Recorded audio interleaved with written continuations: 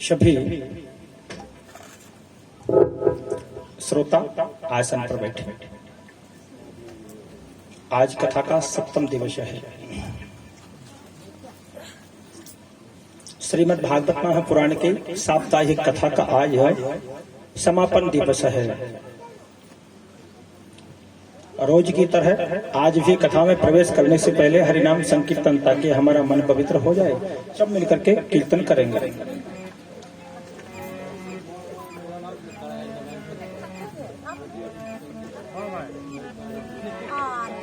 हरे राम राम राम हरे हरे, हरे कृष्ण कृष्ण कृष्ण हरे हरे, हरे राम राम राम हरे हरे,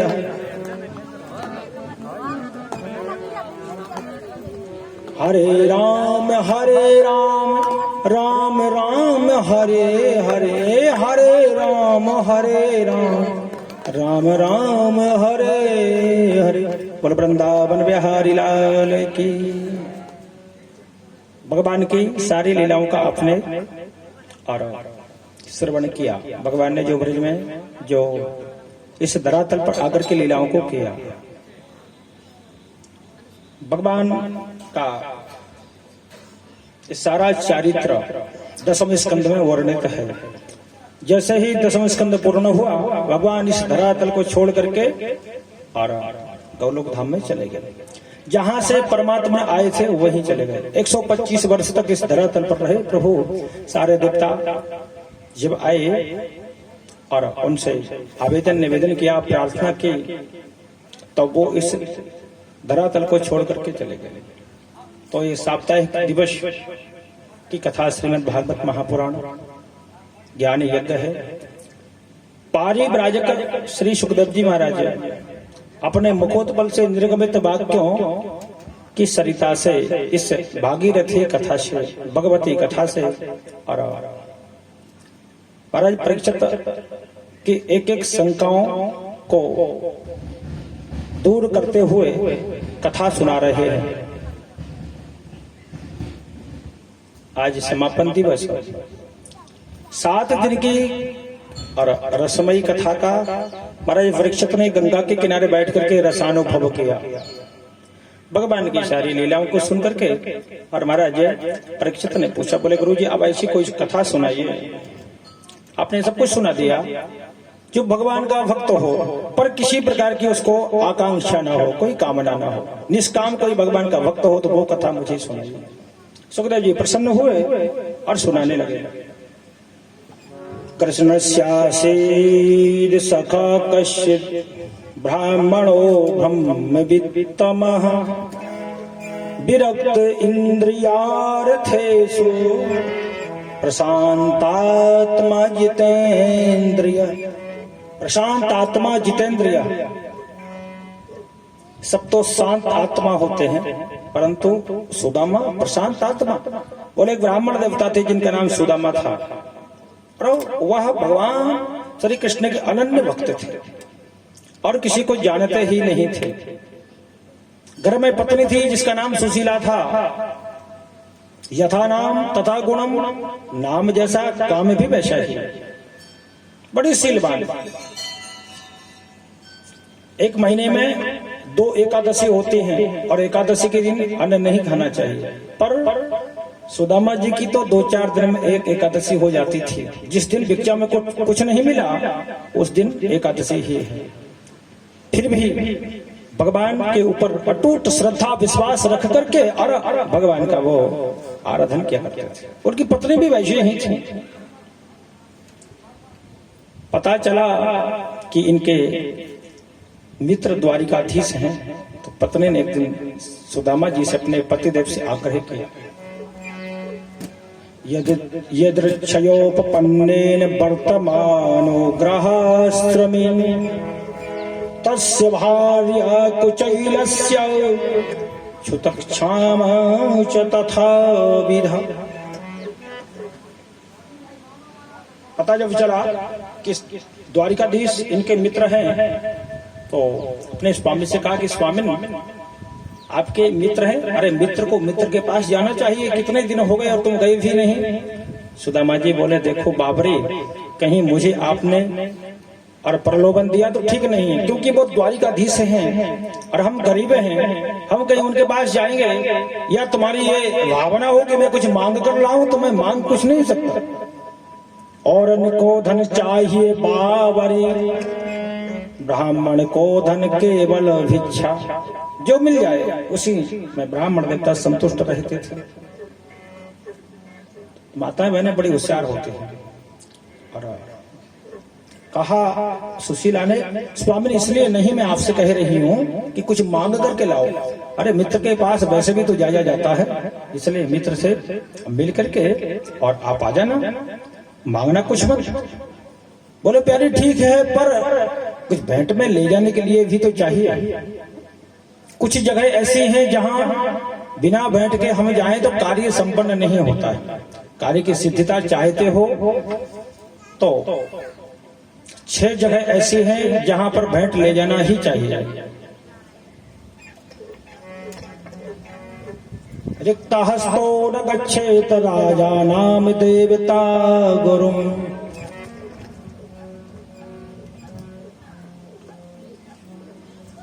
ब्राह्मण के यहाँ जाएं, गुरु के यहाँ जाएं, मंदिर में जाएं, डॉक्टर के पास जाएं, वैद्य के पास, हकीम के पास, मित्र के पास जाएं तो कुछ ना कुछ भेंट ले जाना चाहिए। फल ले जाएं, वस्तु ले जाएं, कुछ भी ले जाएं तो कार्य की संपन्नता होती है। रिक्ता हस्तो न गच्छेत राजा नाम देवता गुरु, विशेष रूप से राजा के यहाँ, देवता के यहाँ, गुरु के यहाँ जाएं तब तो विशेष रूप से भेंट हमें ले जानी ही चाहिए कार्य का। यदि और आप चाहते हैं कि साफल्य प्राप्त हो तो भेंट ले जाना चाहिए। सएवं भार्यया विप्रो बहुसा प्रार्थितो मृदु, अयम ही परमो लाभ उत्तम श्लोक दर्शन। पत्नी ने जब विशेष प्रार्थना की तो पत्नी ने जब विशेष प्रार्थना की, पत्नी ने प्रार्थना की तो सोचा कि चलो कोई बात नहीं है, विशेष प्रार्थना कर रहे हैं तो भगवान से मिलना हो जाएगा, पर देवी में जाऊं तो जाऊं कैसे, ले जाने के लिए मुट्ठी भर दाने भी घर में नहीं है। तो वो पतिव्रता बोली आप चिंता न करो, मैं सारा बंदोबस्त कर दूंगी, पर जाओगे तो सही। बोले ठीक चला जाना। या चितवा चतरो मुष्ठीन विप्राण पृथक तंडुलान, चैलखंडेन तान बद्ध्वा भरते प्रादादुपायनम। सुशीला बड़ी चातुर, बड़ी होशियार थी। श्रोता ध्यान दें, सुशीला कितनी होशियार थी। 4 घर से 4 मुट्ठी चावल मांग करके लाई। वो चाहती तो एक घर से ही कितने भी चावल ला सकती थी, किलो 2 किलो जितने चाहिए, लेकिन नहीं, 4 घर से एक मुट्ठी चावल लाई। क्यों? कि जब द्वारिकाधीश भेंट को पाएंगे, चावल देखेंगे तो कहेंगे मेरे भक्त के यहाँ चावल भी नहीं है, क्योंकि 4 घर के चावल अलग अलग प्रतीत होते हैं। ये सिद्ध कर दिया कि घर में चावल ही नहीं। दूसरा, चैल खंडे तान बद्धवा, चैल खंडे ने अलग अलग टुकड़े लेकर के सिले, सुई धागा से अलग अलग टुकड़े सिल करके तैयार किए और चावल बांधे, ताकि भगवान ये समझ जाए कि मेरे भक्त के कपड़ा भी नहीं है। कपड़ा यदि होता तो एक पूरा कपड़ा होता ना, छोटे छोटे टुकड़े लेकर के सिलकर तैयार किए, चावल रखे और भेंट में जो है सुदामा जी को। सुदामा जी कभी भी किसी स्थिति में भी दुखित नहीं होते थे, जैसा प्रभु ने दिया है वैसा।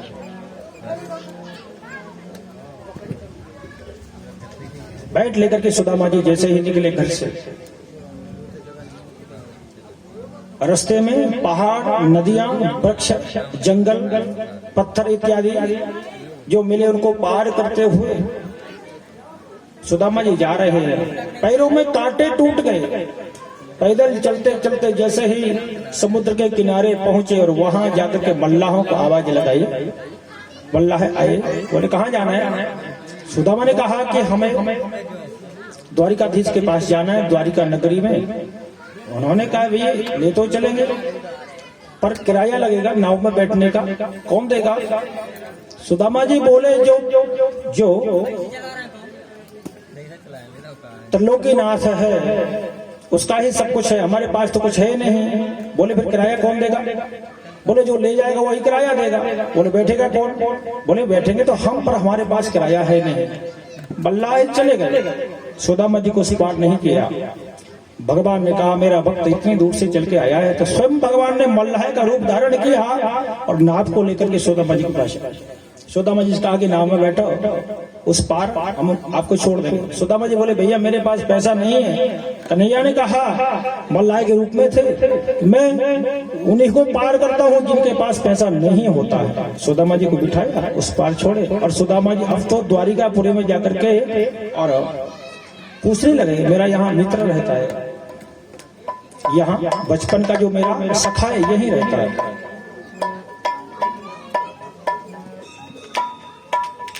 सुदामा जी के स्वरूप को देखा तो लोग कहने लगे कि दोस्ती और दुश्मनी बराबरी वालों से होती है। इसका मित्र यहाँ ये 3 लोग का नाथ और कहा ये सुदामा गरीब दुर्बल ब्राह्मण। उसका स्वरूप देखें आप।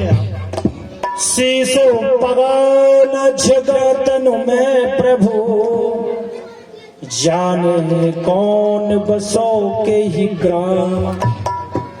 धोती फटी सी लटी दुपटी अरु, पायो पान को नहीं सान।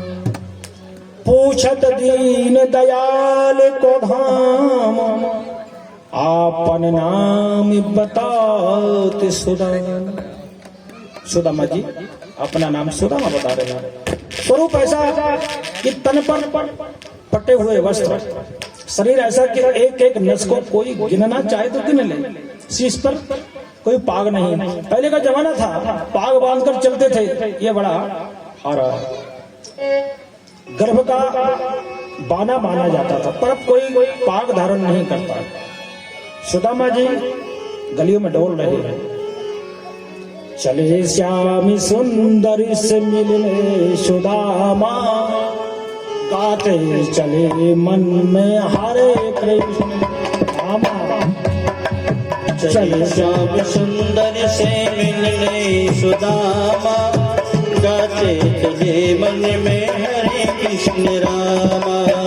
चले श्याम सुंदर से मिलने सुदामा, गाते चले मन में हरे कृष्ण रामा। गाते चले मन में हरे कृष्ण रामा।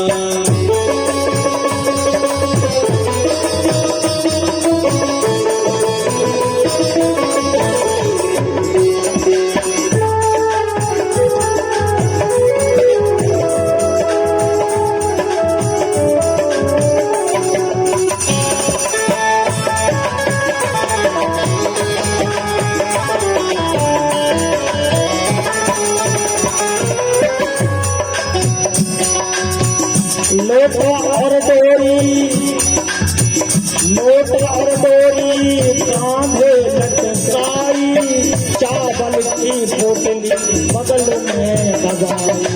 लोट और डोरी कांधे लटकाई, चावल की पोटली बगल में दबाई। लोटा और डोरी कांधे लटकाई, चावल की पोटली बगल में दबाई। चावल की पोटली बगल में दबाई। चावल की पोटली बगल में दबाई। ओ चावल की पोटली बगल में दबाई। गाते चले मन में हरे कृष्ण रामा, हरे कृष्ण रामा। गाते चले मन में हरे, गाते चले मन में हरे कृष्ण रामा, हरे कृष्ण रामा, हरे कृष्ण रामा।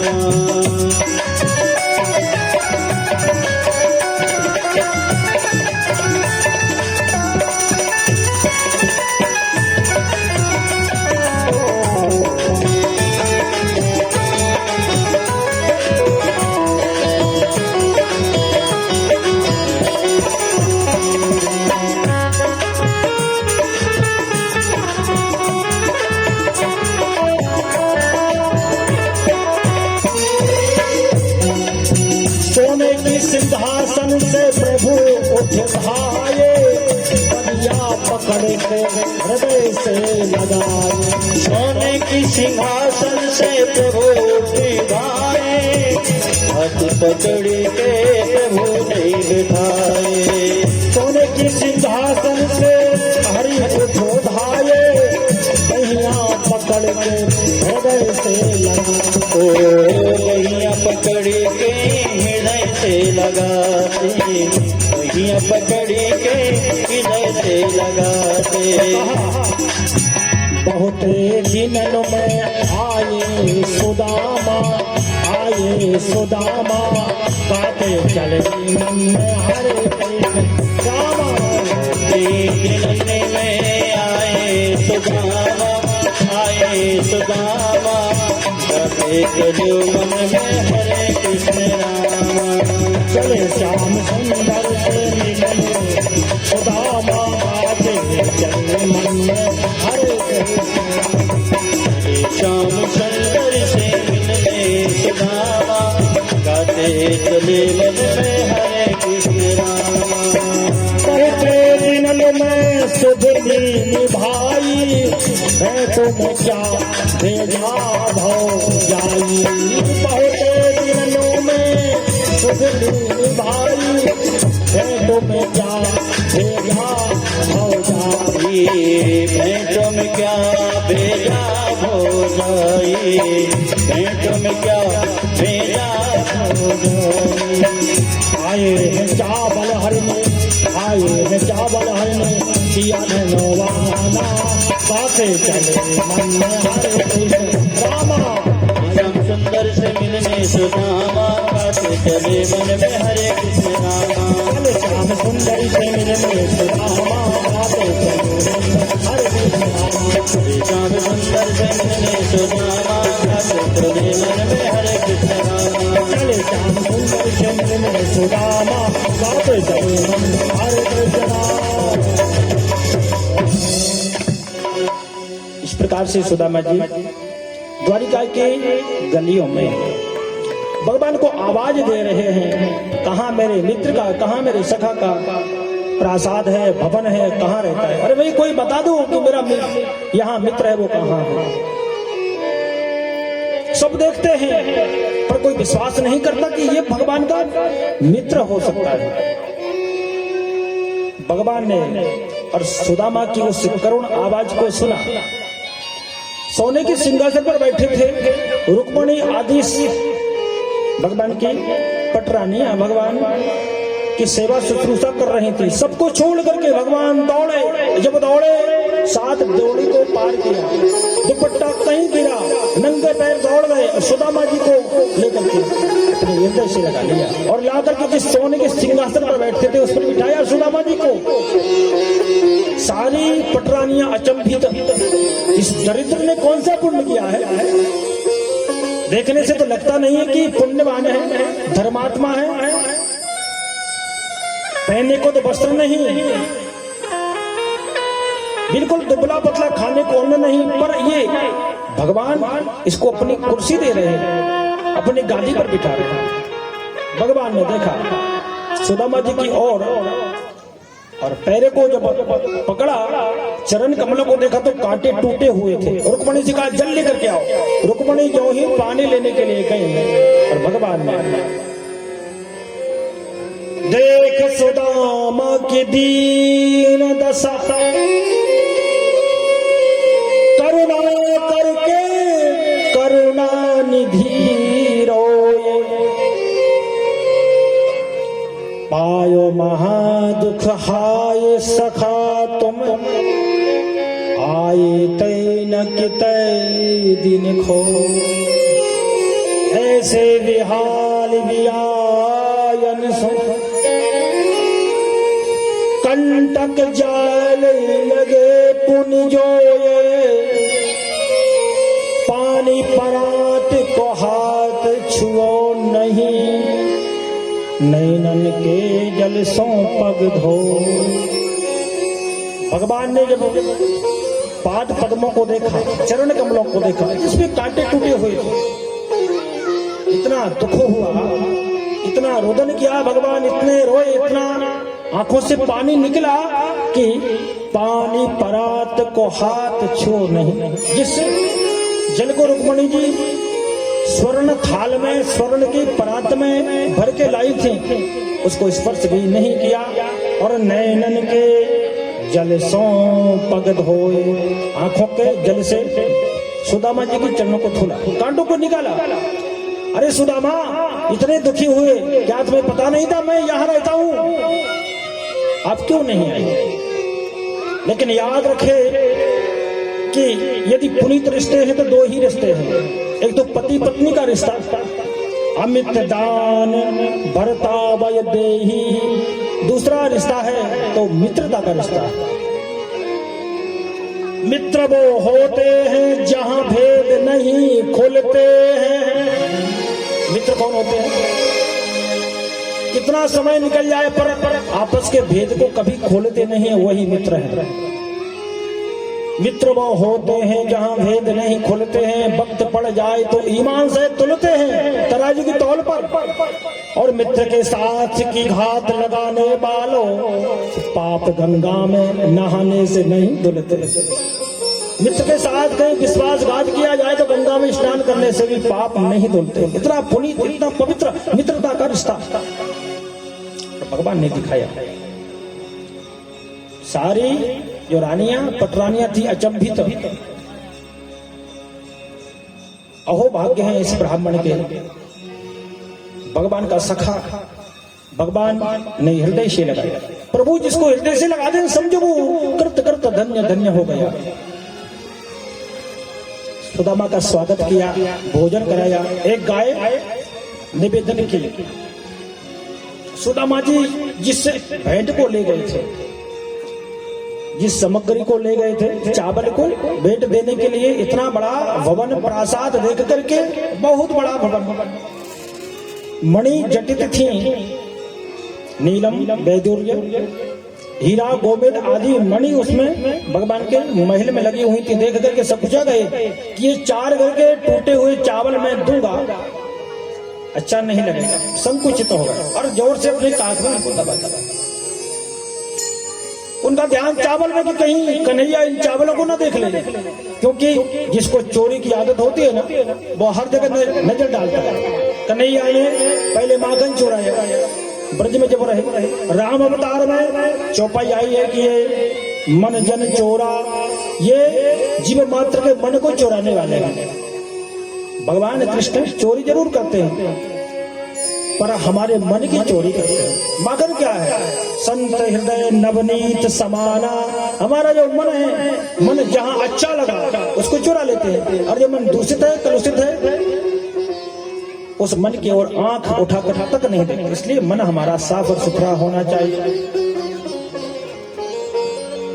निर्मल मन जन सो मोह पावा, निर्मल मन जननी सो मोहे पावा, निर्मल मन जन सो मोहे पावा, निर्मल मन जन सो मोह पावा, निर्मल मन जन सो मोहे पावा, निर्मल मन जन सो मोह पावा, निर्मल मन जन सो मोहे पावा, मोहे कपट छल, मोहे कपट छल, क्षेत्र न भावा, मोहे कपटी चल चित्र न भावा, मोहे कपटी चल चित्र न भावा।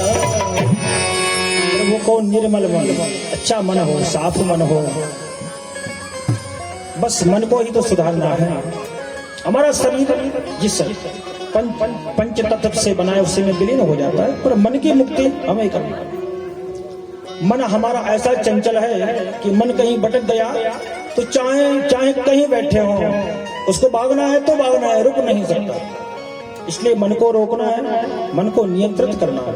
हमारी जो 5 जो ज्ञानेंद्रियां हैं, आंख कहती है सुंदर दृश्य चाहिए, कान कहते हैं सुंदर संगीत चाहिए, नासिका कहती है सुंदर गंध चाहिए, जीभ कहती है पकोड़े चाहिए, और त्वचा कहती है कि स्पर्श चाहिए। हर इंद्रिय हमारी अधोगामी है।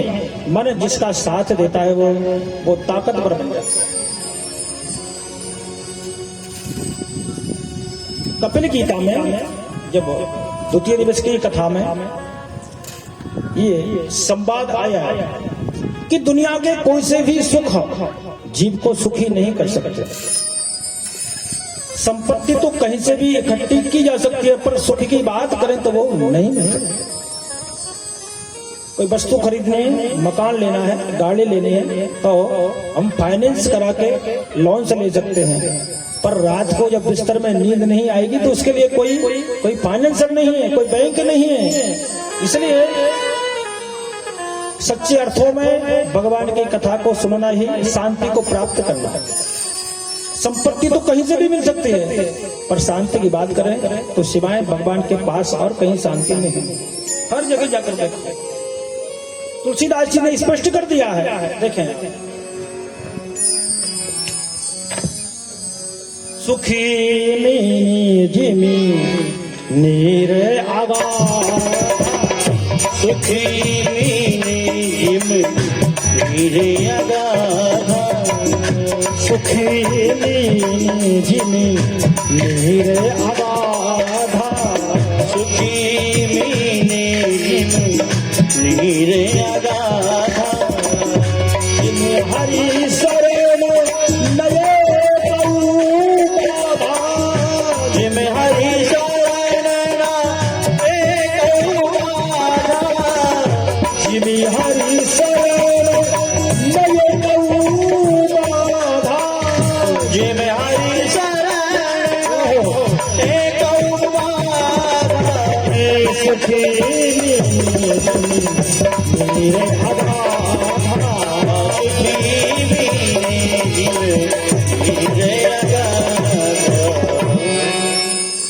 जिस प्रकार से मछली अगाध पानी को पाकर के सुखी हो जाती है, उसी प्रकार से प्रभु के चरणों में पहुंचने पर सारे दुख दूर हो जाते हैं। इसलिए तो लोग मंदिर में जाते हैं, नित्य प्रति स्नान के, भगवान के दर्शन के, वहां से ऊर्जा मिली, दिन भर कुछ भी करो, पर जो काम करो वो भी वेदोक्त होना चाहिए, शास्त्रोक्त होना चाहिए। मन से निर्णित नहीं, शास्त्र निर्णित होना चाहिए। राम अवतार की बात करें तो अयोध्यावासी रामचंद्र मुख चंद्र निहार, सारे जो अयोध्यावासी भगवान के मुख कमल को देख करके प्रसन्न होते थे। अयोध्यावासी संपत्ति से प्रसन्न नहीं, बल्कि भगवान का सुंदर दर्शन करके प्रसन्न होते थे। संपत्ति की बात करें तो रावण के पास क्या नहीं था। शरीर की बात करो तो 10 शीश थे, 20 भुजा थे। वैभव की बात करो, संपत्ति की बात करो, सोने की लंका, वैभव में विश्वविख्यात रावण, सब कोई उसको जानते थे। परिवार की बात करो, 1 लाख पूत, 1.25 लाख नाती, बहुत बड़ा परिवार, सब कुछ था, पर वही भी सुखी नहीं था। रावण सुखी नहीं था। रावण से ज्यादा कोई मेहनत नहीं कर सकता, कोई परिश्रम नहीं कर सकता, और कोई उससे ताकतवर, कोई उससे शौर्यवान, कोई उससे अधिक धनवान नहीं हो सकता। पर वो भी भगवान शिव के दरबार में जाकर कहता था कि कदा सुखी भजाम में हम, हे भगवान शंकर, मैं कब सुखी हो पाऊंगा। तो संसार में सुख यदि है भगवान के चरणों में, अन्यथा संसार में दुख ही दुख है। जहां भी देखा जाए वहां दुख। जीव की इच्छा कभी पूर्ण नहीं होती। जिम प्रति लाभ लोभ अधिकाई, जितना पैसा आएगा उतने ही पैसे के साथ उसकी तृष्णा बढ़ती जाएगी। जो पक्कड़ होते हैं ना, उन्हें कुछ नहीं चाहिए, धन की इच्छा नहीं है। जो धनवान होते हैं ना, तो पैसा तो खर्च कर ही नहीं सकते, समय उनके पास है नहीं। यदि पैसा खर्च करेंगे तो लौकिक वस्तुओं में, पारलौकिक वस्तुओं में नहीं कर सकते, समय भी नहीं है। मैं आपको निवेदन करूं, कई ऐसे धनवान हैं जो 10-10 गोलियां नींद की खा लेते हैं, पर फिर भी बिस्तर पर नींद नहीं आती। कई ऐसे पक्कड़ हैं जो फुटपाथ पर सो जाते हैं, ऐसी मस्त नींद आती है, जब पता चलता है सूर्य नारायण उदय हो जाते हैं। हमेशा हमारा मन हम नियंत्रित रखें, हमारा मन हमारे पास रहे, उथल पुथल ना करे तो समझो कि हमारा जीवन, हमारा जन्म लेना सफल हो गया। दुर्लभ है मनुष्य लोके, ये हमारा मनुष्य का जो शरीर है बड़ी मुश्किल से प्राप्त होता है। 84 लाख योनियों का चक्कर काट के तब कहीं मनुष्य तन की हमें प्राप्ति होती है, और इसको पाकर के हम भूल जाते हैं हम कहाँ से आए हैं, क्या करना है, क्या दायित्व है, क्या कर्तव्य है, सब कुछ भूल जाते हैं। और कर्म का फल प्राप्त होता है, जो करता सो भोग, इससे मृत्युलोक में जो कर्म करेगा फल उसी को प्राप्त होगा।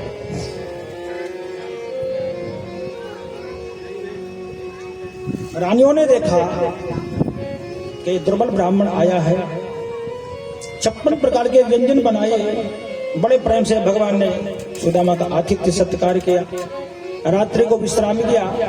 अभी भी सुदामा का मन नहीं हो रहा है कि ये चावल लाया हूं वो मैं कन्हैया को दे दूं, सब कुछ आ रहा है। सुबह सुदामा जी बोले भैया हम वस्त्र लेकर आए नहीं है, स्नान करेंगे तो क्या पहनेंगे? बोले कोई बात नहीं, सर्व वेदमय ब्राह्मण तो सर्वदेवमय क्षत्रिय होता है, धुले हुए वस्त्र हैं आप पहन लेना। बोले ठीक है, स्नान किया, वस्त्रों को पहना, सारी रानियां बैठ गई। सुदामा जी से कहा कि सबको आशीर्वाद दे दो, तो सुदामा जी ने 2-4 रानियों को आशीर्वाद दिया। हाथ दर्द करने लगा, शरीर दुबला था, 10-5 रानियों को और आशीर्वाद दिया, क्योंकि भगवान की तो 16,001 तो रानी थी और 8 पट रानी थी, काफी रानियां थी। 10-20 रानियों को आशीर्वाद देकर के कन्हैया को बुलाया, कन्हैया इधर आओ। बोले क्या बात, क्यों रे ये सब तेरी रानी है कि अड़ोस पड़ोस की है? बोले ब्राह्मण देवता मेरी ही रानी है लेकिन बहुत है और सबको आशीर्वाद देना पड़ेगा। बोले अच्छा। 100 रानियों को आशीर्वाद देने के बाद तो शक्ति बिल्कुल नहीं रही, दूसरे हाथ से ऐसे सहलाने लगे हाथ। बोले कन्हैया कितनी और हैं? तो कन्हैया ने कहा अभी तो ऊपर की आई हैं 100 रानियां और 8 पट रानी, अभी 16,000 रानी बाकी हैं। बोले कन्हैया ऐसा कर तू ही प्रणाम कर ले, मैं तुझे आशीर्वाद दे दूंगा। अब जो चावल को जो छुपाए हुए थे कन्हैया ने देखा और कहने लगे अरे सुदामा जी हम गुरुकुल में जब रहते थे तुम्हें याद है? बोले हाँ याद है। बोले जो गुरु माता ने चने दिए थे, चने दोनों के हिस्से के, मेरे भाग के और तुम्हारे हिस्से के, दोनों के आप पा गए थे, ध्यान है तुम्हें? संकेत किया कि ऐसे ही चावल दे दें, पर सुदामा सकुचा रहे थे। गुरुकुल की बातें हुई।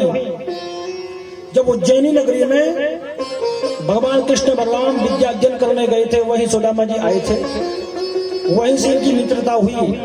वहां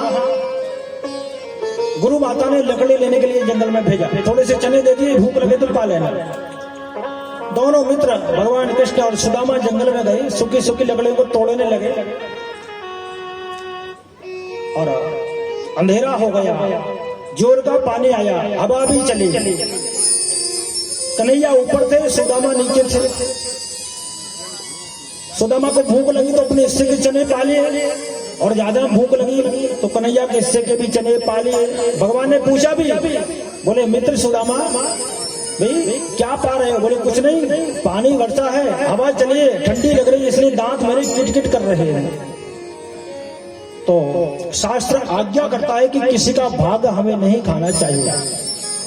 भाग किसी का खाए से यही मिलेगी सीख,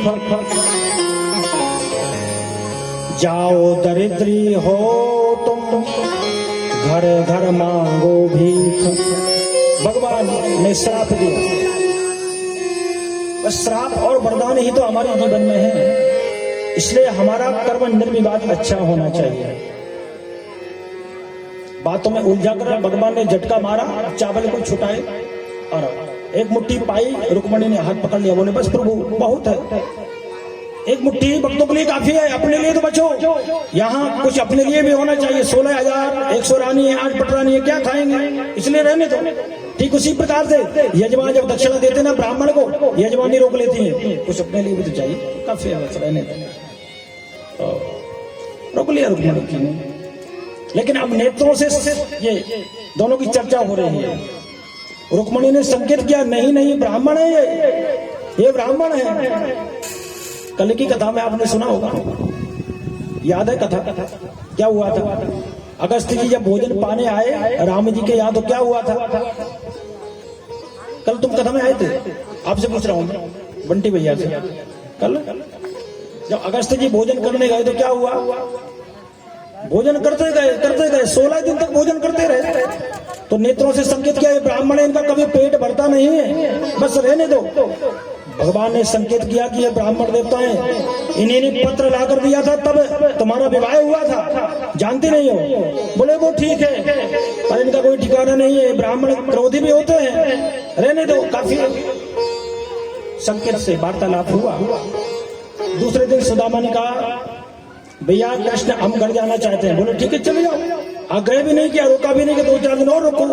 बड़ी मुश्किल से आप आए, विदेश से कोई हमारे यहाँ आए अथवा तो दूसरे किसी प्रांत से, तो हम कहेंगे 2-4 दिन रुको भाई, मेहमानी करो, यहाँ आए हो। ठीक है चले जाओ। सुदामा जी जैसे आए थे वैसे ही चल दिए। रास्ते में सुदामा जी सोच रहे हैं, वाह क्या भवन, क्या प्रासाद, क्या ख्याति, इतना बड़ा परिवार, मेरा मित्र तो मित्र ही है। भले मुझे कुछ नहीं दिया हो, पर मित्र ऐसा ही होना चाहिए। सुदामा जी ने कुछ मांगा नहीं तो भगवान ने सुदामा जी को कुछ दिया नहीं। पीतम्बर जो था अपना वो भी निकलवा लिया। बोले मेरे वस्त्र निकाल कर रख जाना यहाँ। बोले क्यों? तो सुखदेव जी सावधान करते हैं कि जिस समय से सुदामा जी भगवान से मिलने गए थे, उस समय से सुशीला ने जल ग्रहण भी नहीं किया था।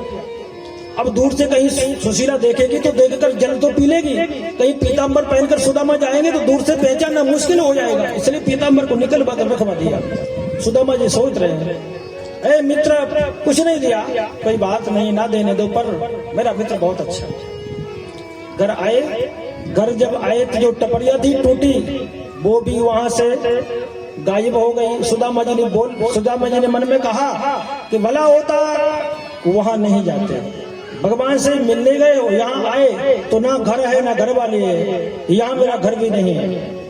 तो सुशीला रतन जट साड़ी ओढ़े हुए एक महल पर खड़ी थी और बुलाया, स्वामी इधर आओ। तो कहा कि अपनी टपरिया कहाँ है?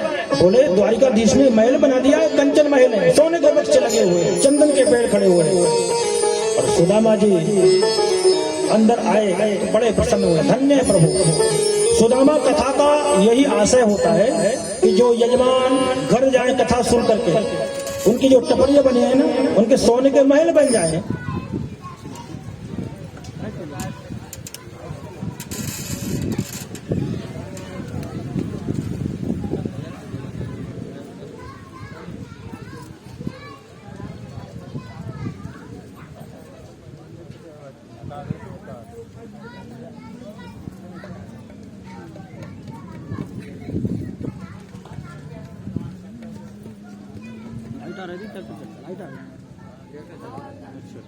लाइट आ रही थी,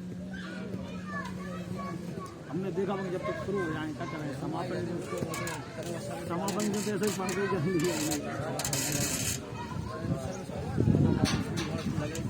तुम्हारी खुद की करवाई थी,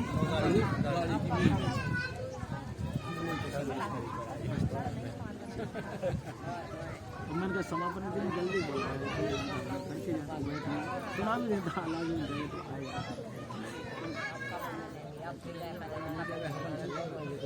हाँ अपन थोड़ा कल करा दिया था, अपन कल 1 बजे फ्री हुआ था, 1 बजे आपसे तो नहीं थे। आज थोड़ा सा जरा सा अपन कराना था, अपन करा देते 15 मिनट थोड़ा सा, और उसमें समय होगा शुक्रवार बने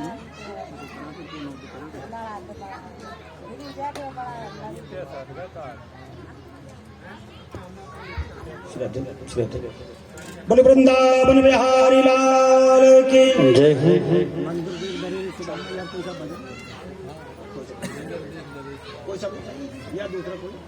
या दूसरा कोई आप लोग हैं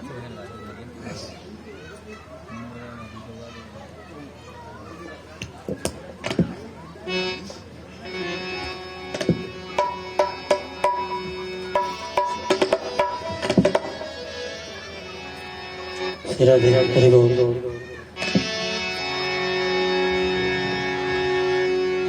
मेरा ये विचार कभी ना बदले, मेरा ये व्यवहार कभी ना बदले दाता, तेरा मेरा प्यार कभी ना बदले दाता, तेरा मेरा प्यार कभी ना बदले। मेरा ये विचार कभी ना बदले, मेरा ये व्यवहार कभी ना बदले दाता, तेरा मेरा प्यार कभी ना बदले दाता, तेरा मेरा प्यार कभी ना बदले।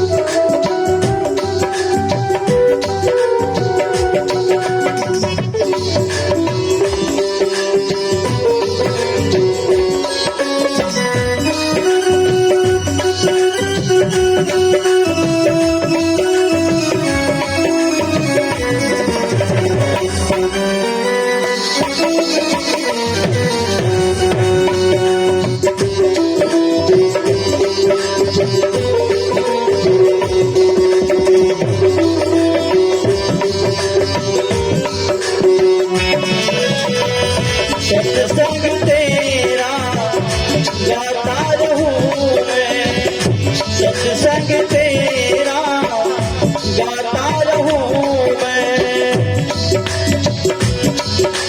ओ सत्संग तेरा छोड़ो कभी ना, मुख भी तुझसे मोड़ो कभी ना, मुख भी तुझसे कभी ना, सत्संग तेरा छोड़ो कभी ना, मुख भी तुझसे मोड़ो कभी ना।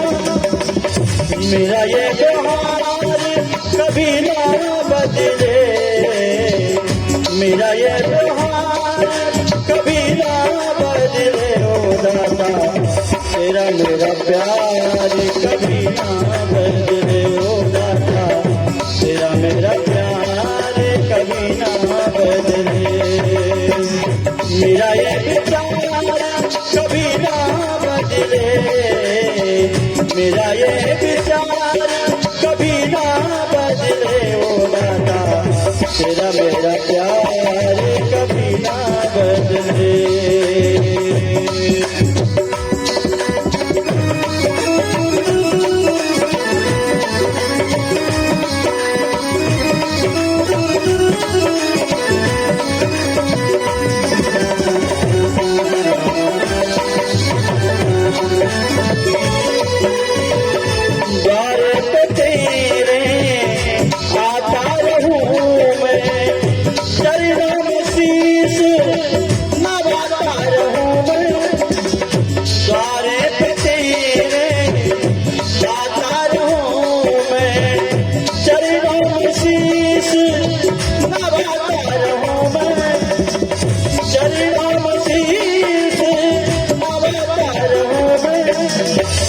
मन से मन का तार कभी ना बदले, मन से मन का तार कभी ना बदले ओ दाता, तेरा मेरा प्यार कभी ना बदले ओ दाता, तेरा मेरा प्यार कभी ना बदले।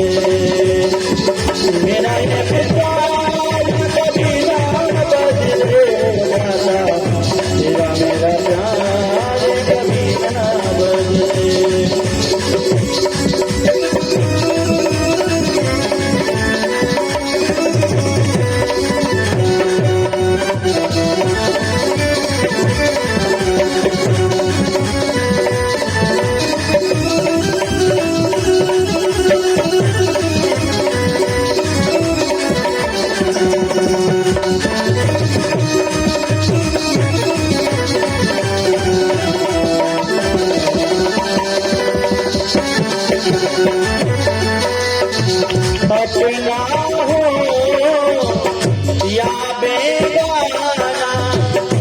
बदले चाहे सारा जमाना, अपना हो या बेगाना।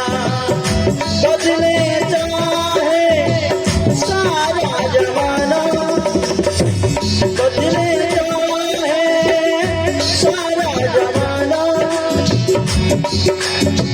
मन से मन का तार भले ही बदले, मन से मन का तार भले ही बदले। हो दाता तेरा मेरा प्यार कभी ना बदले। हो दाता तेरा मेरा प्यार कभी ना बदले।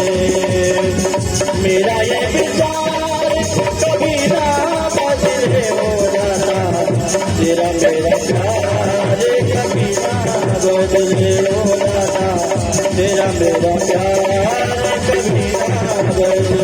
हो दाता तेरा मेरा प्यार कभी ना बदले।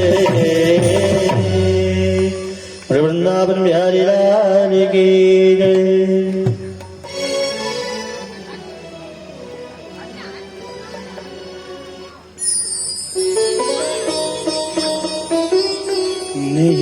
निहिचत्रयाणां महीम कुर्वन् रामः सशस्त्रभृताम्बरः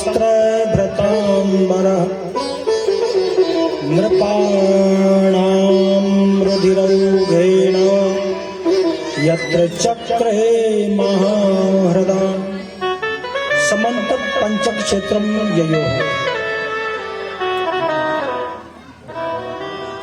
सुदामा की कथा का गायन किया सुखदेव जी महाराज जी ने।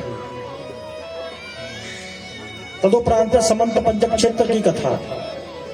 ग्रहण जब पड़ता है पंचांग से विदित हो जाता है। सर्वग्राह से ग्रहण जान करके जब सूर्य ग्रहण पड़ा तो द्वारिका से सभी द्वारिकावासी भगवान के साथ कुरुक्षेत्र में और वहां पुण्य अर्जन करने के लिए गए, जहां परशुराम जी ने 21 बार पृथ्वी को छत्री से विहीन करके 7 कुंडों को खून से भर दिया था। उन कुंडों में स्नान करने से सारे पातक सारे पाप भस्मीभूत हो जाते। भगवान वहां पहुंचे, वहां समंत पंचक कुंडों में स्नान किया।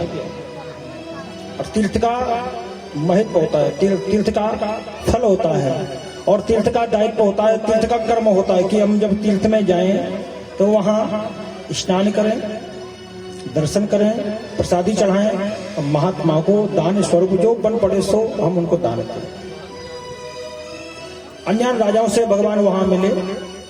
बाबा को पता चला कि कृष्ण बलराम यहाँ आए हैं, तब तो गोपों को लेकर के चकड़े भर के सामग्री लाद करके और वो वृंदावन से कुरुक्षेत्र पहुंचे। और उन्होंने भी तीर्थ में जाकर के धरे सैन पैरे सैन मज्जैन पाना, धरे सैन पैरे सैन मज्जैन पाना, धरे सैन पैरे सैन मज्जैन पाना। सैन पैरे मज्जैन पाना, धरे सैन पैरे सैन मज्जैन पाना। हरे पाप कहे वेद पुराना, हरे तापे कहीं वेद पुराना। हरे पाप कहे वेद पुराना। दर्शन परसन मज्जन पाना, हरे पाप कहे वेद पुराना। वेद पुराणों ने गाया है कि दर्शन करना, स्नान करना, दान आदि देना, ये सब पापों को दूर करने वाले हैं। वेद पुराणों ने गाया है, कहा है। बाबा भी वहां पहुंचे, एक दूसरे से सब मिले। द्रौपदी 16,108 रानी और 8 पटरानियों से मिली। 16,100 रानी 8 पटरानियों से द्रौपदी जी मिली, वहां वसुदेव जी ने यज्ञ किया, तदोपरांत वो अपने द्वारिकापुरी को गए और बाबा आनंद गोपों के साथ वृंदावन में आए।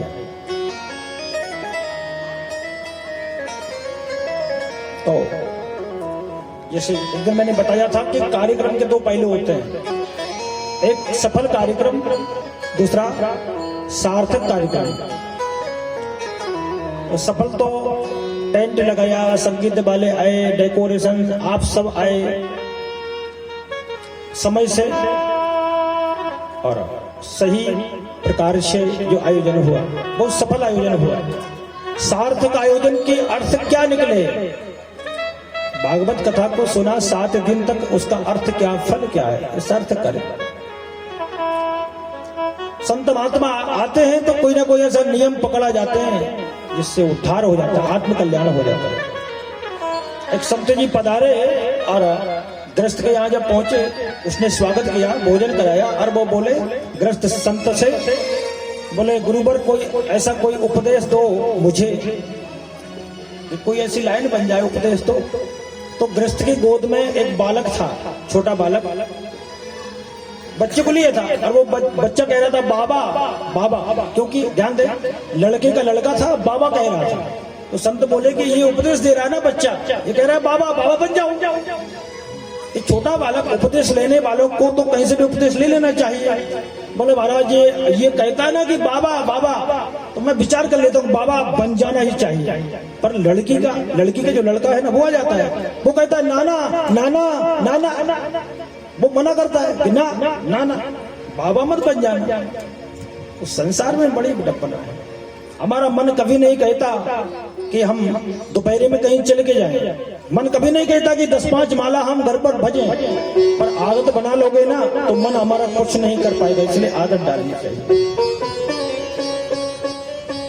संसार में तो मान सम्मान की कहीं हम बात करें, यहाँ संसार तो बड़ा, अब कई दृष्टांत हैं, कहां तक गए समय भी बहुत कम है, पर एक जरा सा मैं निवेदन करूं कि जो जितनी दूर होता है उतना ही अच्छा होता है।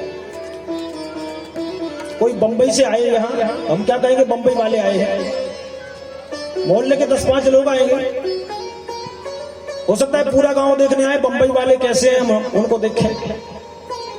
जैसे हमारे गांव के लोग हैं वैसे बंबई वाले हैं, भाव में जरूर कुछ अंतर हो सकता है, परिवर्तन हो सकता है।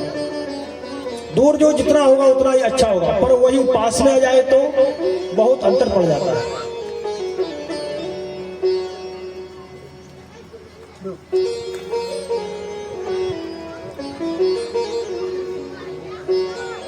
लाला झंडा और प्रसादी नारियल सब पे भिजवा देना। दूर जमाई फूल बराबर, शहर जमाई आधो, घर में जमाई गधा बराबर, समय पर जब लाद। वही बंबई वाले कहीं अपनी ससुराल में जाकर के रहने लग जाएं, तो पहले पूरा गांव देखने आया था, और वही बंबई वाले जब रहने लगे ना तो कहने लगेंगे लोग बंबई वाले सुबह मिले थे, शाम को मिले थे, घास लेकर आ रहे थे गाय के लिए। और जब कोई आटा पिसाने वाला नहीं होता ना तो सासू कहते हैं अब लाला जी आप भी आटा पिसा लो, आप भी तो पाते हो, पिसाने में कौन सी बुराई है। जो वो वस्तु जितनी दूर होती है उतने ही अच्छे होते हैं, और पास में जैसे ही आई इसका प्रभाव कम हो जाता है। इस संसार के लिए, भगवान के भक्तों के लिए नहीं है। भगवान के जो भक्त होते हैं उनका प्रेम बिल्कुल एक जैसा। जो सत्पुरुष होते हैं महाराज महीनों साथ रहें, वर्षों साथ रहें, पर प्रेम कभी घटता नहीं। लौकिक व्यवहार की मैं बात करूं, जैसे हमारे यहाँ मेहमान आए तो हम गदगद हो जाते हैं, उत्कंठित हो जाते हैं, अपना भाव सारा का सारा और उड़ेल डालते हैं, बिखेर डालते हैं, आसन देते हैं, जल पिलाते हैं, भोजन के लिए आग्रह करते हैं। 2-4 दिन वो रहे, 10-5 दिन रहे, और अंत समय जब वो अपने घर को जाने वाले हो 10-5 दिन बाद, वो व्यवहार हमारा और उनका ऊपर नीचे हो जाए, क्योंकि संसार हो जाता है। कभी कभार ऐसा होता है कि स्वभाव जब मैच नहीं होता है ना, मिल नहीं पाता, तब मन हमारा दूर हो जाता है, मन फट जाता है, बोलने को मन नहीं करता। और वो हमारे यहाँ से जब जाए, उनका भी मन दूर, हमारा भी मन दूर, वो चले जाए तो बहुत बुरा लगता है। इसलिए कवि ने बहुत अच्छा कहा है, अंत भला सो सब भला। पहले भले कैसा व्यवहार हो, खाने को कुछ दे पाओ ना दे पाओ, पर वो जिस दिन जाने वाले हो बड़ा ऐसा व्यवहार प्रदर्शित करो उसको। जो कमी है ना 10-5 दिन की सारी पूर्ण हो जाए। अच्छा भोजन, अच्छा भाव, अच्छा जल, अच्छा स्वाद, अच्छा सब। ये आध्यात्मिक दृष्टि से मैं आपसे कह रहा हूं। मेरा मतलब है कि संसार में हम 100 वर्ष रहें, पर लगे कि 2-4 महीने में निकलने वाले हैं, तब संसार से मोह माया तोड़ करके माला लेकर के भगवान का भजन करो, क्योंकि भगवान का भजन ही सार है, अन्यथा कुछ नहीं। माना कि संसार में हम रहते हैं, लेकिन संसार हम में ना रहे, हम संसार में रहे कोई बात नहीं, मन हमेशा भगवान के चरणों में रहना चाहिए। ऐसा हो नहीं पाता तो पुनरपि जननम पुनरपि मरणम पुनरपि जननी जठरे शयनम गर्भवास सम्मम दुखम न भूतो न भविष्यति। ये मनुष्य योनि उद्धार के लिए है, और इसमें हम कर्म अच्छे करेंगे, हो सकता है किसी देवता की योनि प्राप्त हो जाए, भगवान का सानिध्य प्राप्त हो जाए, ना हो मनुष्य के मनुष्य बने रहे तो भी कम बात नहीं है, लेकिन ये सब कर्म से संभव हो पाता है। जैसा कर्म वैसा फल, इसलिए कर्म हमारा बहुत अच्छा होना चाहिए। सर्वप्रथम बात है कि सुबह प्रभात में सैया को छोड़ देना चाहिए। हमारे यजमान जो बैठे हैं, मन ही मन कोई ऐसा नियम लेना चाहिए। सूर्य नारायण को अर्घ्य देते हैं, आप सभी लोग देते हैं, आप देते हैं सूर्य नारायण को, तुलसी में जल देना चाहिए। जितना बड़े सप्ताह में एक दिन, हर दिन मंदिर में दर्शन हो तो अच्छी बात है, आपके पास में है, नहीं तो 7 दिन में एक दिन तो कम से कम बाप से दर्शन होना चाहिए, क्योंकि ये काया का कोई ठिकाना नहीं। गेहूं हमारे घर में 5 कुंटल है तो गारंटी है कि 1 वर्ष के लिए वो पर्याप्त है, पर जिंदगी का कोई ठिकाना नहीं है कि हमारा ये जीवन कब तक चले, कभी पेट्रोल खत्म हो जाए, कभी बैलेंस खत्म हो जाए, और वो कहने लगे कि जिस नंबर को आप डायल कर रहे हो वो उपलब्ध नहीं है, इसका कोई पता नहीं है, तब इसका बैलेंस खत्म हो जाएगा। इसलिए जब तक बैलेंस डला हुआ है तब तक भगवान का भजन। 24 घंटे में से कम 1 घंटे भगवान को अवश्य दो, और वो ऐसे दो, ऐसे नहीं कि भजन कर रहे हैं त्वमेव माता च पिता त्वमेव बंधुश्च सखा त्वमेव। मंदिर में आए त्वमेव माता, भगवान को माता, और मोटरसाइकिल खरीद के लाए 90,000 रुपए की, वहां ध्यान चला गया च पिता त्वमेव। पुत्र आया, पिताजी फोन आया है, बोले किसका फोन था, बात कर लेना, मैं मंदिर में हूँ। ऐसे नहीं, बिल्कुल संसार को छोड़कर 1 घंटा, संसार से मतलब नहीं। घर वालों को बतला दो, जब तक हम भगवान का पूजन करें 1 घंटे के लिए हमसे बात नहीं करना। किसी का फोन आया, हमें नहीं बताना किसका फोन आया है, आए तो कह देना कि वो अभी भगवान के आराधन में व्यस्त है। कई लोग मैंने देखा है आरती भी गाते हैं और बातें भी करते हैं, दोनों काम किसी काम के नहीं। एक बालक को 5 रुपए देकर कहा कि 2 रुपए की सौंठ ले आना और 2 रुपए की मिर्ची ले आना। बालक दौड़ा गया और उसने जाकर कहा 2 रुपए की तो सौंठ दे दो और 2 रुपए की ठा मिर्ची दे दो। वो ठा था ना सौंठ का, वो ठा मिर्ची में लगा दिया। 2 रुपए की सौंठ दे दो, सौंठ लाना था, और 2 रुपए की ठा मिर्ची दे दो। दुकानदार बोला ना मेरे पास 100 है और ना भैया ठा मिर्च चाहिए, ये क्या बचते हो मैं जानता ही नहीं।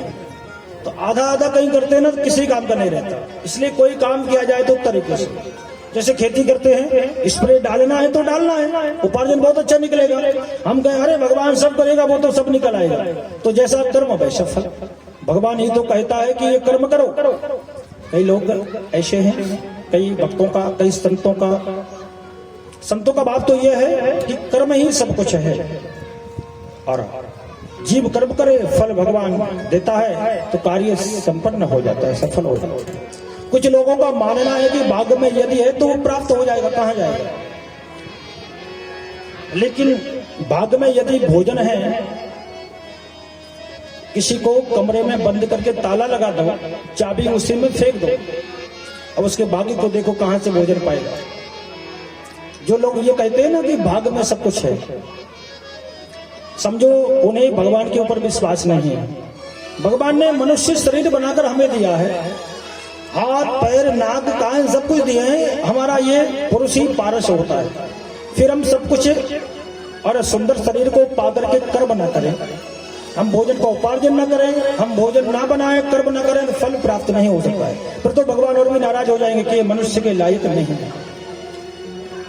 माता पिता गृहस्थी की सारी बातें लिखकर कभी नहीं देते, कॉपी पर नहीं लिखते कि ऐसा ऐसा करना है, 2-4 सूत्र बता दिए बस, उसी से बालक जो है जीवन यापन करना शुरू कर देता है, अपने जीवन को दिव्य और भव्य बना लेता है।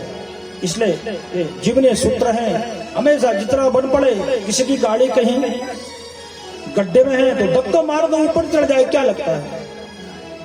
बाप अच्छा हो तो समझो सब कुछ अच्छा ही अच्छा है, जीवन का कोई ठिकाना नहीं है। वैसे मान सकते हैं कि राजा के लिए कभी संतोषी नहीं होना चाहिए।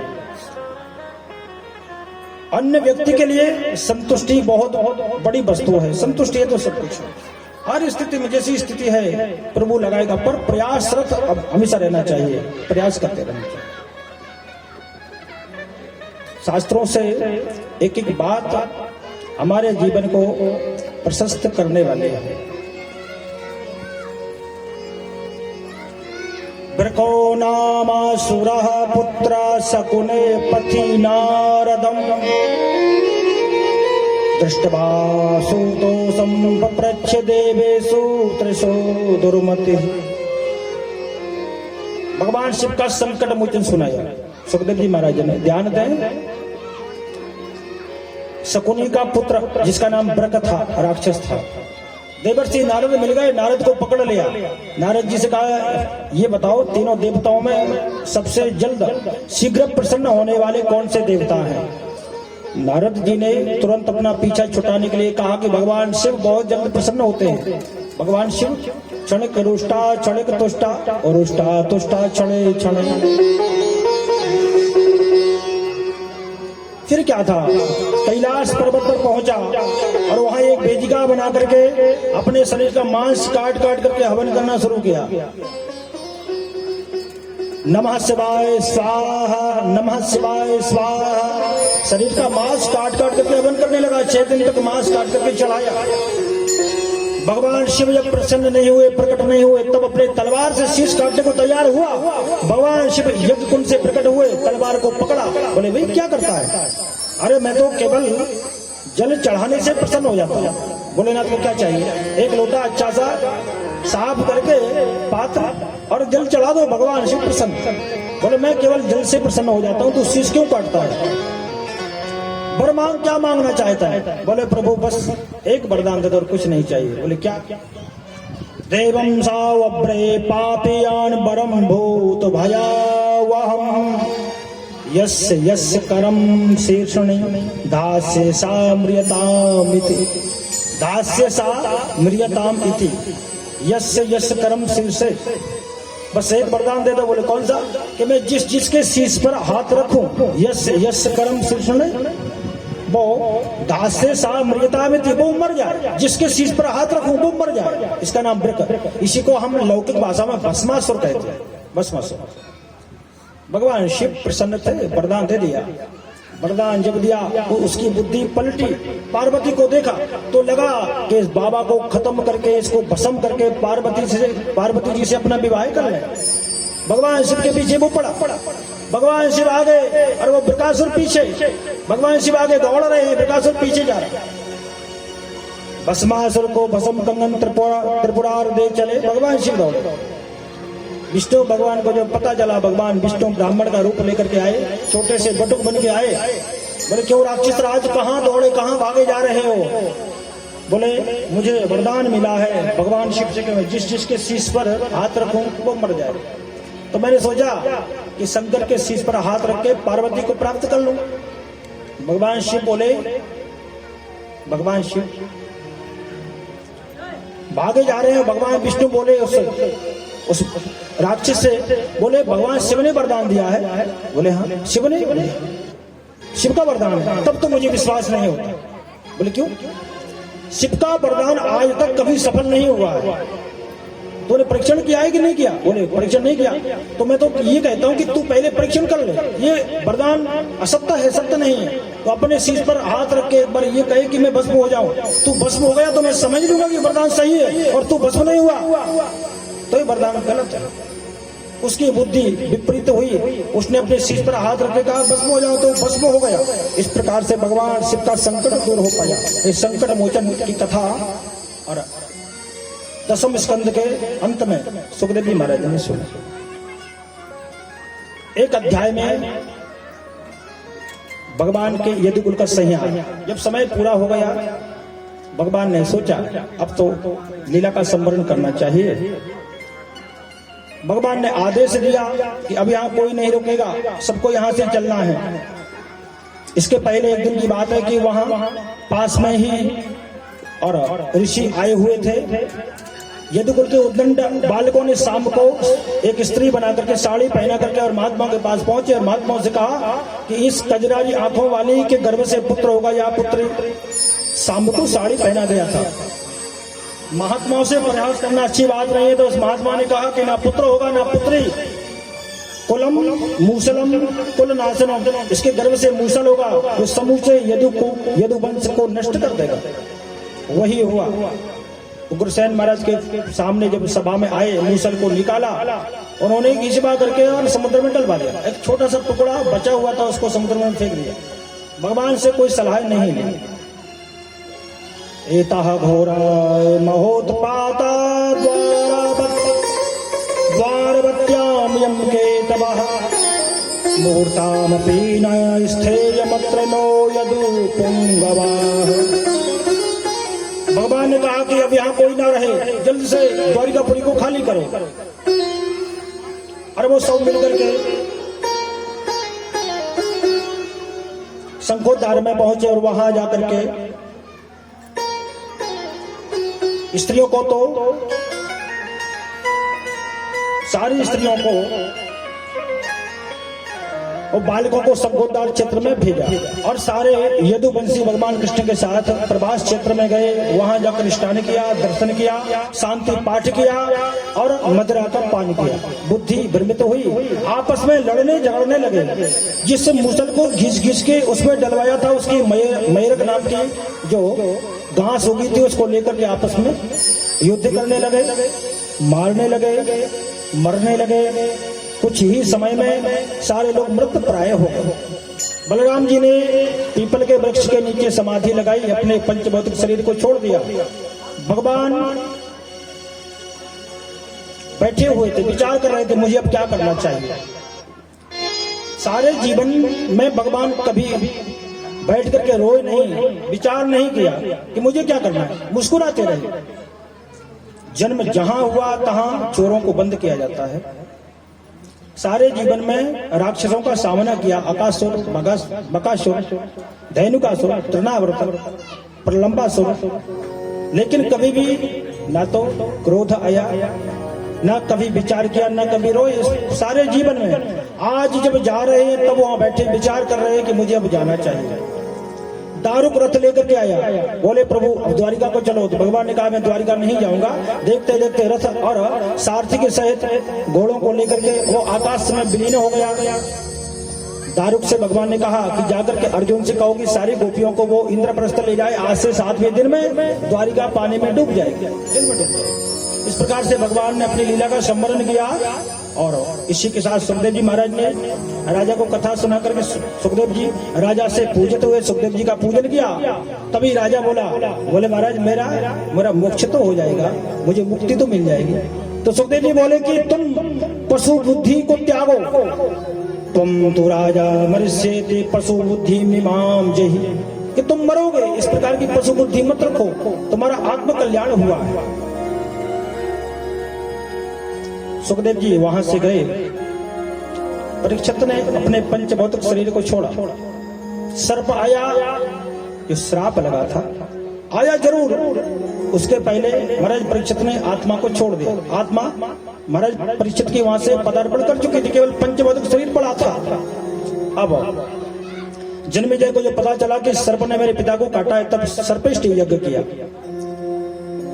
लेकिन उस यज्ञ को आकर के बृहस्पति जी ने समझाया और यज्ञ बंद करा दिया। इस प्रकार से साप्ताहिक कथा, 7 दिन की कथा बड़े ही आनंद से संपन्न हुई। और कथा विराम की ओर हमारे सारे यजमान, सारे श्रोतागण, सबको बहुत बहुत व्यास मंच से मैं और धन्यवाद देना चाहूंगा। हमारे संगीत वाले भैया जो सुब्रन दास जी हैं, वहां से सिनाबल से आए हैं।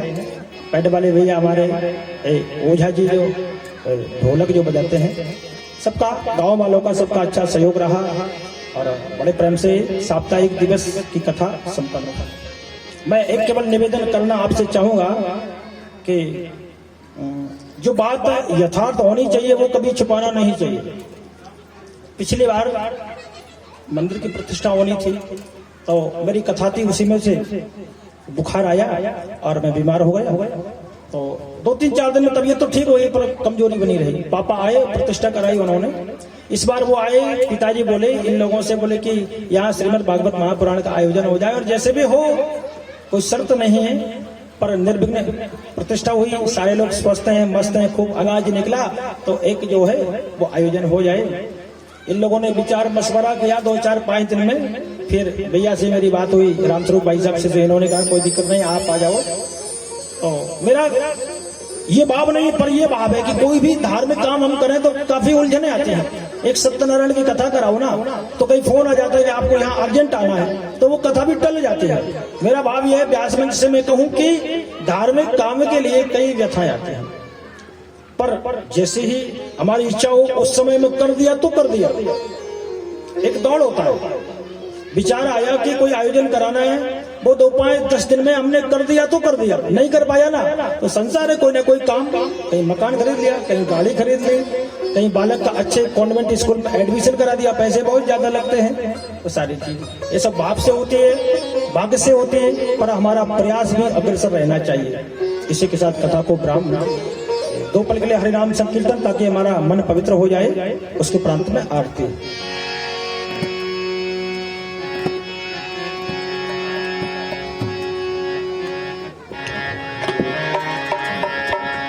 गोविंद मेरो है, गोपाल मेरो है, गोविंद मेरो है, गोपाल मेरो है।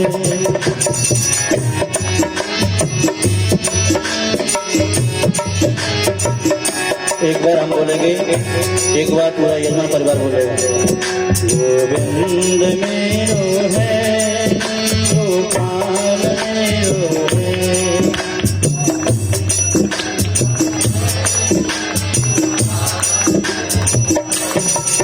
गोविंद मेरो है, गोपाल मेरो है।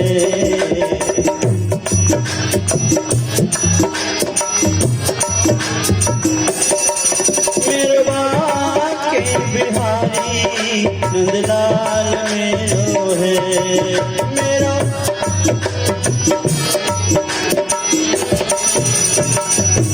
ओ मेरो बाके बिहारी नंदलाल मेरो है।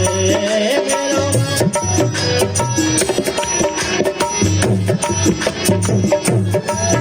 गोविंद मेरो है, गोपाल मेरो है।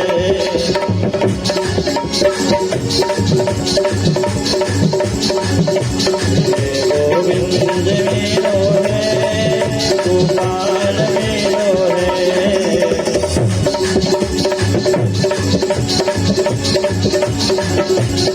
ओ मेरो बाके बिहारी नंदलाल मेरो है।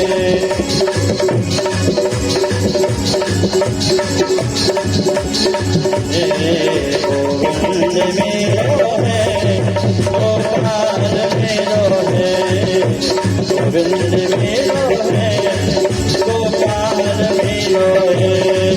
मेरो गाय चरावे नंदलाल मेरो है। मेरो गाय चरावे गोपाल मेरो है। गोविंद मेरो है,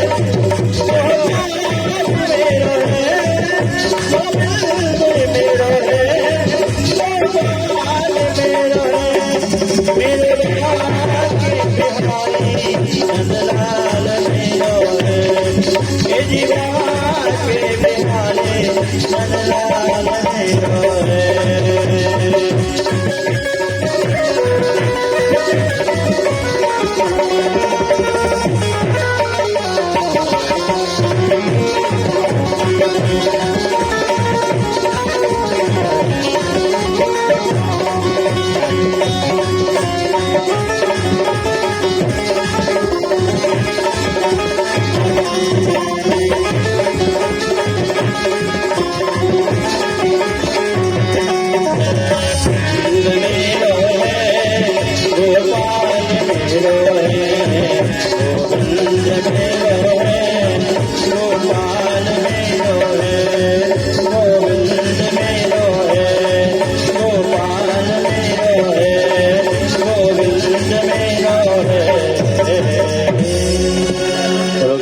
भगवान की जय। श्री सुखदेव जी महाराज की जय। श्री परीक्षित जी महाराज की जय। यजमान परिवार की जय। सतगुरुदेव भगवान की जय। जय जय श्री राधे श्याम।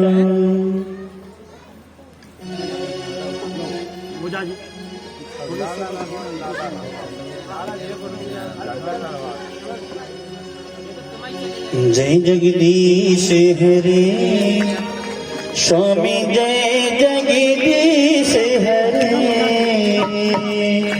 भक्ति जनों के संकट संत जनों के संकट छिन में दूर करे ओम जय जगदीश हरे।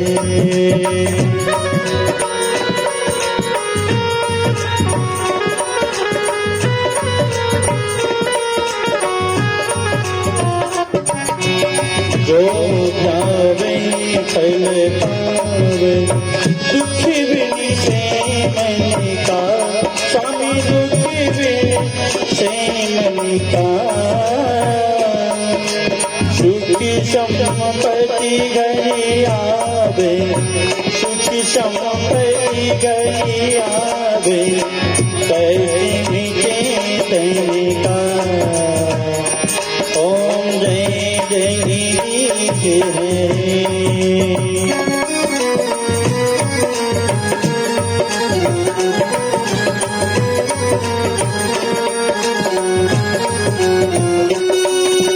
माते पिता तुम्हें मेरे शरण गाओ किसकी स्वामी शरण गाओ किसकी तुम्हें बिने और न दूजा प्रभु बिने और न दूजा आश करो किसकी ओम जय जगदीश हरे।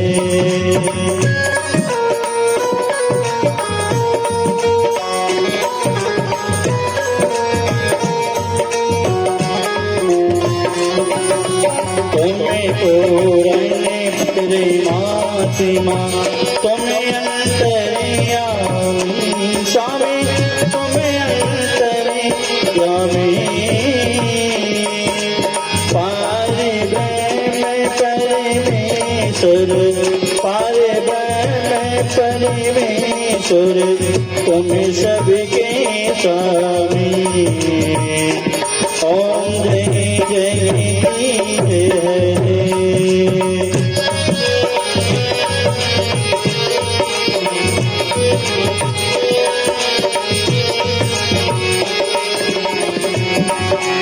तुम्हें करुणा के सागर तुम्हें पालन करता स्वामी तुम पालन करता मैं सेवक तुम स्वामी मैं सेवक तुम स्वामी कृपा करो भरता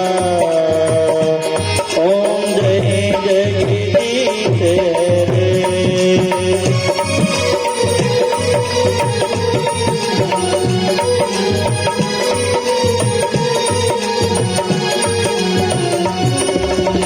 तुम्हें हो के अगोचर सबके प्राण गते स्वामी सबके प्राण पति किसी विधि मिलो दया मैं किस विधि मिलो दया मैं तुमको है तुम दे ओम जय जगदीत हरे दीन बंधु दुख हरता तुम ठाकुर मेरे स्वामी तुम ठाकुर मेरे अपने हाथ उठाओ अपनी शरण लगाओ द्वार पड़ा से ओम जय जगदीश हरे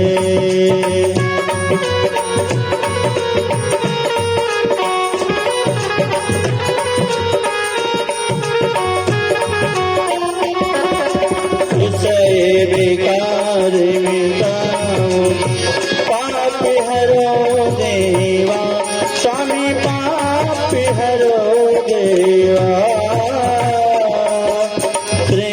श्रीदावती बढ़ाओ श्रीदावती बढ़ाओ संतन की सेवा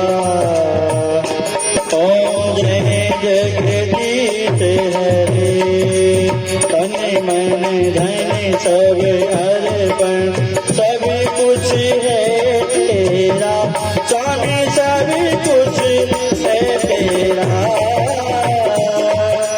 तेरा तुझको अर्पण तेरा तुझको अर्पण क्या लगे मेरा ओम जय जगदीश हरे श्री जगदीश जी की आरती जो कोई जन गावे स्वामी जो कोई जन गावे कहते शिवानंद स्वामी कहते हरि हरे स्वामी मन वांछित कर पावे ओम जय जगदीश हरे ओम जय जगदीश हरे स्वामी जय जगदीश हरे के संकट दास जना के संकट क्षण में दूर करे ओम जय जगदीश हरे ओम जय जगदीश हरे ओम जय जगदीश हरे हरिबोल गौरम करुणावतारम संसार सारम सदावचंद्रम हृदयारविंद भवं भवानी नमः त्वमेव माता पिता त्वमेव बन्धो सखा त्वमेव वेद्या देवनं त्वमेव सर्वं मम देवले त्वमेव सर्वं मम देवले हरे राम